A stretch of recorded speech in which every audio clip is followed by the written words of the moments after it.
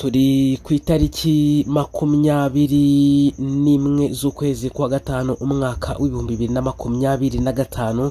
Ni imirwano yari ikaze cyane kandi iremereye, aho yari ihanganishije ihuriro ry'ingabo za Repubulika ya Demokarasi ya Kongo n'umutwe wa Twirwaneho ufatanyije n'uwa M23. Ariko kandi ndaza kukubwira ko Perezida wa Repubulika y'u Rwanda Paul Kagame yakiriye impapuro zemerera abambasaderi bo mu bihugu bitandukanye kubihagararira hano mu Rwanda. No muhango wabereye muri village Urugwiro Kacyiru kuri uyu wa gatatu tariki 21 Gicurasi 2025. Namakuru tugiye kuza tugarukaho, mbafite amakuru menshi namakuru XTV. Niba ari ubwa mbere ugeze hano kuno muyoboro wacu, turagusaba gukanda kuri subscribe kugira ngo n'ubundi tuzajye dukomeza kugenda tubana gatanu kuri gatanu makuru n'ibiganiro tugenda tubagezaho umunsi ku wundi.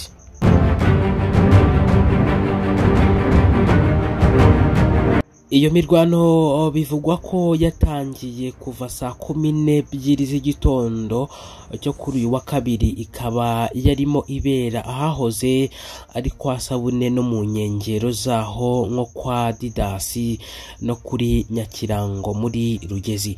Umwe mu baturage batuye muri ibyo bice yagize ati, hano mu Rugezi umwanzi yateye kandi ari gushyiramo akabaraga ngo ahafate. Ku mugoroba yari yagarutse, nabwo yari yashatse gushyiramo akabaraga afate agace ko kwa Sabune. Ubuhamya bw'iyi soko bukomeza buvuga ko kugeza ku mugoroba wo kuwa kabiri hari hakiri intambara ikomeye ku mpande zombi, ariko ku ruhande rwa leta ya Kongo rwari rwatangiye kurwana rusubira inyuma.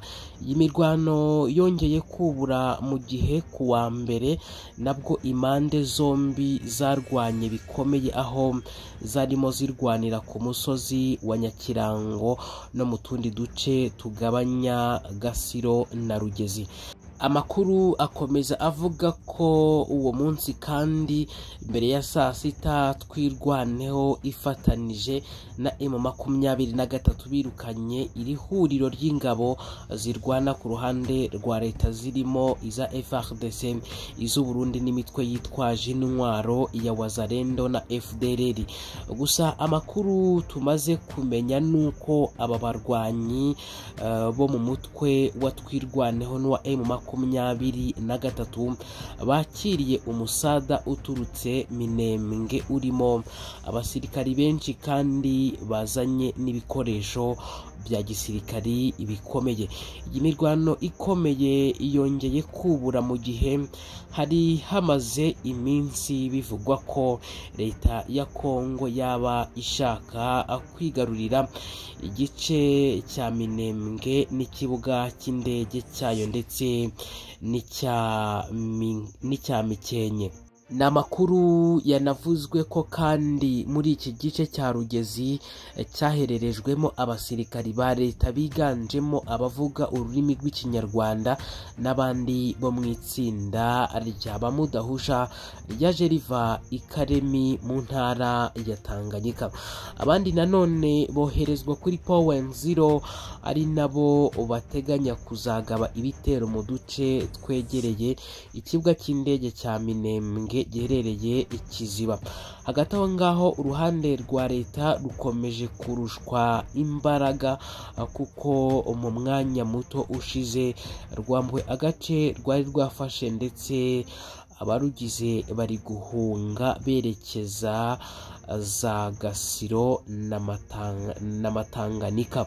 Tukiraha kandi munyemerere mbabwire ko ubushinjacyaha bwa Repubulika Iharanira Demokarasi ya Kongo bwasabye inteko ishinga amategeko kwambura Minisitiri w'Ubutabera Constantin Mutamba ubudahangarwa kugira ngo akurikiranwe.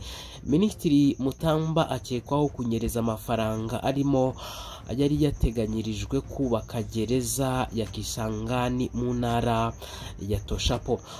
Hanyuma munyemerere tuze mu Rwanda mbabwire ko Perezida wa Repubulika Paul Kagame yakiriye impapuro zemerera abambasaderi bo mu bihugu bitandukanye kubihagararira hano mu Rwanda. Umuhango wabereye muri village Urugwiro Kacyiru kuri uyu wa gatatu tariki ya 21 Gicurasi 2025.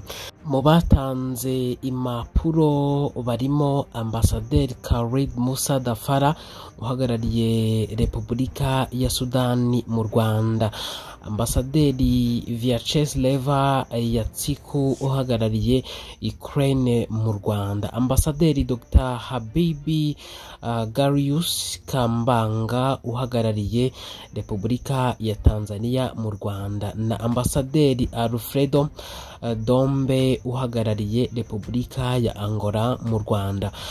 Mu bandi batanze impapuro zibemerera guhagararira ibihugu byabo mu Rwanda ni Ambasaderi Sylvain Abubakar Minko Minseme uhagarariye Repubulika ya Gabo, Ambasaderi Toneti Nex uhagarariye ubwami bw'Ubuholande, Ambasaderi Abdelkerim Ahmadeya Bakiti uhagarariye Repubulika ya Tichada, na Ambasaderi Paul Molongo Akoholo uhagarariye Repubulika ya Sudani y'Epfo. Ibiro by'umukuru w'igihugu byanditse ko Perezida Kagame yakiriye impapuro zemerera Ambasaderi Louis Alejandro Leviti guhagararira Repubulika ya Argentine mu Rwanda.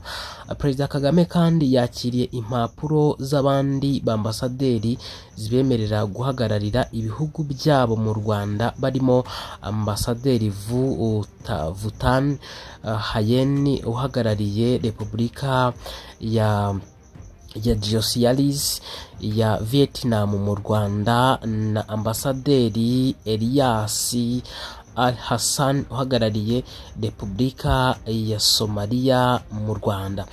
Abo badiplomate bose bashimangiye ubufasha bwo kurushaho kwimakaza ubutwererane bw'ibihugu byabo n'u Rwanda mu nzego zinyuranye zifitiye abaturage akamaro.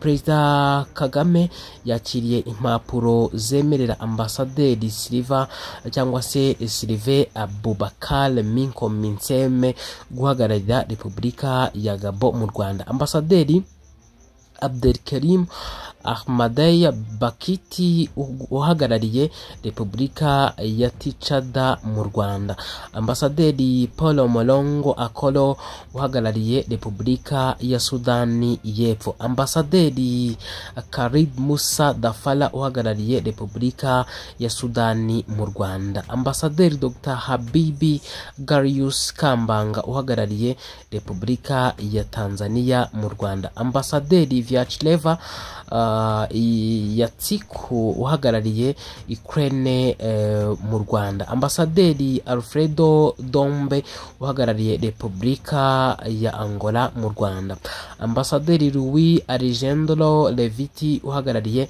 Repubulika ya Argentine mu Rwanda, Ambasaderi Vudatana Hayen uhagarariye Repubulika uhagarariye Repubulika ya Gisosiyaliste ya Vietnam mu Rwanda. Amazina abagoye cyane mujye mutwihanganira. Ambasaderi Arias Al Hassan uhagarariye Repubulika ya Somalia mu Rwanda, Ambasaderi Tonete Niz uhagarariye ubwami bw'Ubuholande mu Rwanda.